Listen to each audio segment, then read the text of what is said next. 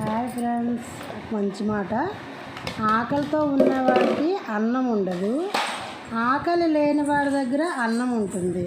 ఈ అన్నం ఉన్నవాడు ఆకలితో ఉన్నవాడికి అన్నం పెడితే ఆకలి చావులన్నీ ఉండవు కదా ఫ్రెండ్స్. ఎంతోమంది ఎన్నో పుట్టినరోజులు, బర్త్డేలు అవి ఇవి చేసుకుంటారు, పెళ్ళి రోజులు అవి.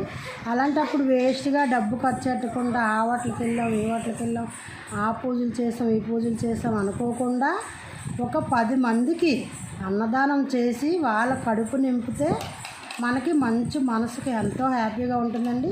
మేమైతే అలాగే చేస్తాం ఫ్రెండ్స్. పిల్లల పుట్టినరోజులైనా, పెద్దవాళ్ళ పెళ్లి రోజులైనా, మ్యారేజ్ డేలు అయినా, ఏ అకేషన్స్ వచ్చినా కనీసం తక్కువలో తక్కువ ఒక 10 మెంబర్స్కి, ఒక 100 మెంబర్స్కి మన ఎవరి స్తోమతం తగ్గట్టుగా వాళ్ళు అన్నదానాల్లోకి అన్నదానం మంచిదండి. అన్నదానం చేయండి, కొంతమందికైనా ఆకలి తీర్చండి.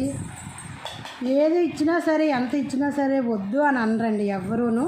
అన్నం మట్టుకు కడుపు నిండితే చాలమ్మా అని అంటారు. అందుకే అన్ని దానాల కంట అన్నదానం గొప్పదని పెద్దవాళ్ళు ముందే చెప్పారు. ఏదైనా సరే ఎప్పుడో ఫలితం వస్తుంది, కానీ అన్నదానం చేస్తే వెంటనే ఫలితం వస్తుందండి. ధన్యవాదములు.